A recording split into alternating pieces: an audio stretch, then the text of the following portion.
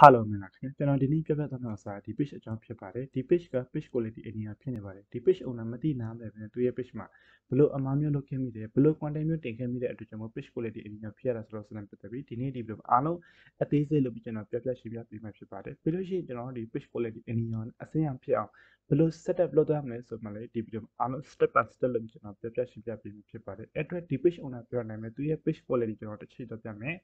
ဒါကျတော့ profile ပုံစံ page ဖြစ်တဲ့အတွက်ကျွန်တော် page quality သွားဖို့ဆိုရင်ကျွန်တော် manage tool ရှိရဒါလေးကျွန်တော်တစ်ချက်နေသွားမယ်ပြီးလို့ရှိရင်ကျွန်တော်ဒီမှာဆိုရင် page access ရှိဒါလေးတစ်ချက်နေသွားမယ်ပြီးလို့ရှိရင်ကျွန်တော်ဒီမှာ page quality ရှိရဒါလေးကျွန်တော်တစ်ချက်နေပြီးသွားရပါမယ်Okay ဒီမှာတစ်ချက်ကြည့်မယ်ဆိုရင် page is at risk ဆိုမှ page quality အနေနဲ့ဖြစ်နေပဲအောက်မှာဆိုရင် don't lose your page ပေါ့နော်ဆိုလို့အရာကျွန်တော် page တော့ထပ်ပြီးမှဒီလိုအမှားမျိုးတွေလုပ်ခဲ့ပြီးမှထပ်ပြီးမှကျွန်တော်အမှား content တွေတင်ခဲ့ပြီးမှဆိုရင်တော့ကျွန်တော် page ကဒီနေရာမှာ has been removed ဆိုမှ page ပြတ်သွားနိုင်တယ်ဒါမှမဟုတ်ရင် has been removed has been delete ဆိုပြီးကျွန်တော် page မှာ post တင်တဲ့အပိုင်းပါညာအားလုံးပိတ်သွားဖို့နိုင်တဲ့အတွက်ကျွန်တော်အထူး queue ဆက်ဖို့လိုရပါတယ်အခုတော့မှကျွန်တော် page quality အနေနဲ့ဖြစ်တော့ခဲ့ပြီဆိုရင်ကျွန်တော် page မှာတင်တဲ့ content တွေလူအများစီကိုမရောက်ပဲနဲ့ဒီ page မှာရှိတဲ့ follower အနေနဲ့ပါစီပဲရောက်တဲ့အတွက်ကျွန်တော် reach engagement ကျတော့ဖြစ်ပါတယ်တကယ်လို့ကျွန်တော် page ကဈေးအောင်ဈေးဝယ် page ပါညာဖြစ်တဲ့ဆိုရင်တော့ဈေးအောင်ဈေးဝယ်ပါညာကျတော့ခဲ့တဲ့အတွက်ကျွန်တော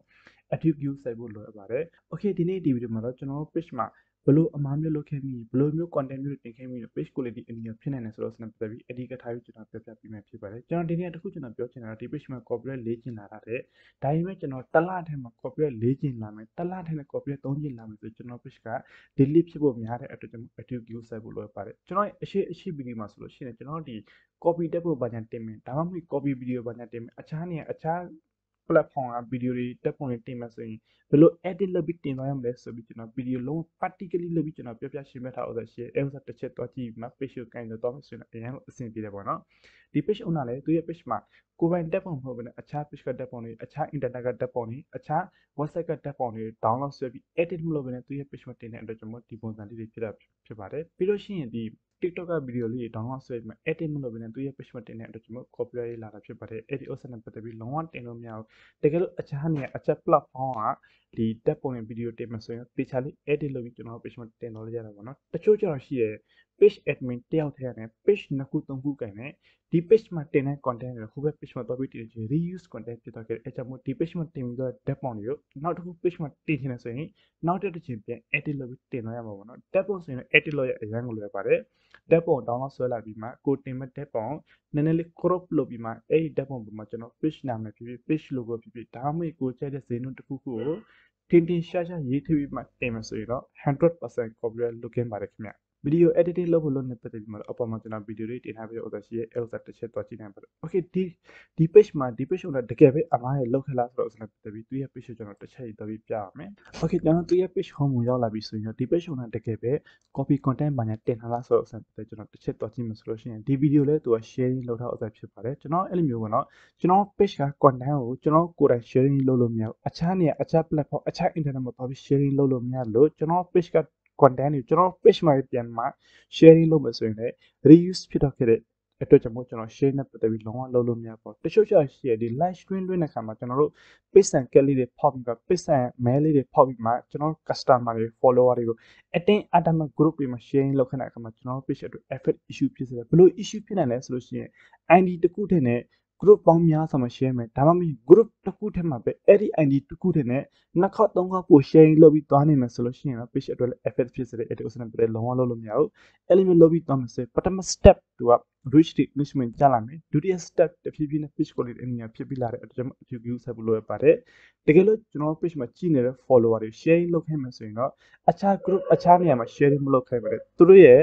့ဒီ Facebook wall မှာတော့ sharing လုပ်ပေးပါဆိုပြီးပြောရင်တော့တိကျမရှိအဲ့ဒါကြရတယ်နောက်တစ်ခုကျတော့ကျွန်တော်ဒီပုံစံအတိုင်းလေးပေါ့နော်ကျွန်တော်တင်တဲ့ video တွေကိုကျွန်တော်ကိုယ်တိုင်ဒီလိုမျိုးဖွင့်ကြည့်လို့မရပါဘူး page admin page owner page model ဘာတစ်ခုနဲ့မှဖွင့်ကြည့်လို့မရဘူး wifi တစ်ခုတည်းသုံးပြီးမှအခြား ID နဲ့လည်းဖွင့်ကြည့်မစရင် wifi IP address တစ်ခုတည်းဖြစ်တဲ့အတွက်ကြောင့်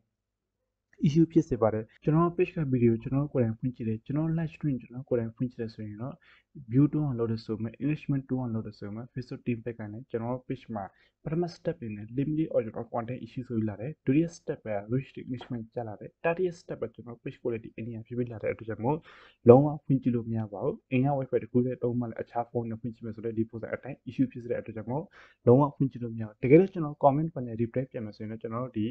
auto play ကို off လုပ်ပြီးမှကျွန်တော် comment panel ပြန်လုပ်ရတယ် reply panel လုပ်တော့ရပါဘူး okay step နားလိုက်ပြီး share လုပ်လို့မရဘူးဆိုကျွန်တော်နောက်တစ်ခုကြည့်တော့မယ်ဒီ page မှာဆိုလို့ရှိရင်တော့ဒီကျွန်တော်နည်းနည်းအောက်ဆင်းတော့မယ်ဆိုလို့ရှိရင်ဒီဥစ္စာတွေသူ sharing လုပ်ထားဥစ္စာဖြစ်တာပေါ့နော်ခဏကျွန်တော်အားလုံး live လုပ်ပြီးကျွန်တော်ပြောပြပေးမှာဖြစ်ပါတယ်ကျွန်တော်ဒီနေ့မှာနည်းနည်းပြချင်တာပေါ့ဒီ page မှာကျွန်တော်တွေ့ရပါတော့ဒီမှာဆိုလို့ရှိရင်သူ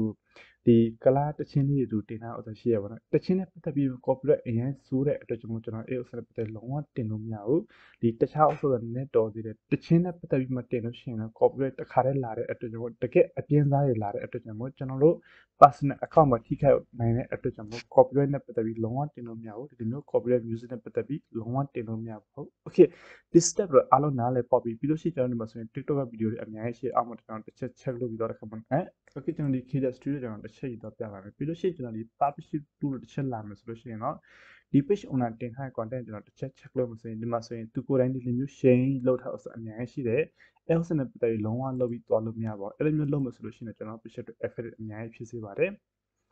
okay ကျွန်တော်ဒီမှာဆိုအားလုံးကသူ sharing လုပ်ထားအများကြီးရှိရပါတော့ဒီ video နဲ့ပတ်သက်ပြီး copyright video နဲ့ပတ်သက်ပြီးကိုယ်ပိုင်မဟုတ်ဘဲနဲ့အခြား page အခြား internet ကတင်ထားတဲ့ video နဲ့ပတ်သက်ပြီးအားလုံးကျွန်တော်ဒီပေးမယ်မျိုးကျွန်တော်ဒီဖက်ဘေးမှာဆိုဒီလိုမျိုး tick mark လေးချစ်ပြီးမှကျွန်တော်တို့ဒီ video တွေအားလုံးဖြတ်သွားမယ်အားလုံးဖြတ်သွားပြီးမှဒီ page မှာ content အသစ်လေးတွေကိုယ်တိုင် create လုပ်ပြီးတင်ရမယ်တကယ်လို့ကိုယ်တိုင်လုပ်ဖို့မနိုင်အခြား page က content ယူပြီးတင်မယ်ဆိုရင်တော့အဲ့ဒီ page က download ဆွဲလာတဲ့ content တွေကိုတခြားလေး edit လုပ်ပြီးမှတင်သွားပြီးမှတစ်ပတ်နှစ်ပတ်ပြည့်ပြီဆိုတော့အဲ့ဒါမှကျွန်တော် page ကို request review တော့ပြီးတင်လို့ရတယ် Facebook team မှာ affiliate တော့ပြီးတင်လို့ရတယ်အဲ့ဒီ affiliate တင်ဖို့တင်တဲ့ပတ်သက်ပြီးအရှိ video မှာကျွန်တော်အများကြီးလုပ်ပြီးတင်ထားပေးရအောင်ရှိရတယ်အဲ့ဥစ္စာတစ်ချက်တော့ကြည့်ဖို့နိုင်ပါတယ် okay ဒီနေ့ဒီတော့ဒီလောက်ပဲအားလုံးကျွန်တော်ကျေးဇူးတင်ပါတယ်ဒီ video ကျတော့ part 1အနေနဲ့ကျွန်တော်ထားပေးမယ် part 2မှာတော့ကျွန်တော်ဘယ်လိုမျိုး Facebook team ကို request review တော့ပြီးတင်ရမှာလဲ page ကိုဘယ်လို setup လုပ်ပြီးတွားရမလဲဆိုအားလုံး full လုပ်ပြီးကျွန်တော်ပြောပြရှင်းပြပေးမှာဖြစ်ပါတယ် okay ဒီနေ့ဒီမှာဒီလောက်ပဲအားလုံးကျွန်တော်ကျေးဇူးတင်ပါတယ်တကယ်လို့လူချင်းမျိုး page မှာဖြစ်စေ account မှာဖြစ်စေအဲ့ဒါတခုကြုံတွေ့လာခဲ့လို့ရှိရင်တော့အပေါ် Viber နံပါတ်တစ်ဆင့် contact လုပ်လို့ကျွန်တော်မြင်မြင်နိုင်ပါတယ်အားလုံးကျွန်တော်ကျေးဇူးတင်ပါတယ်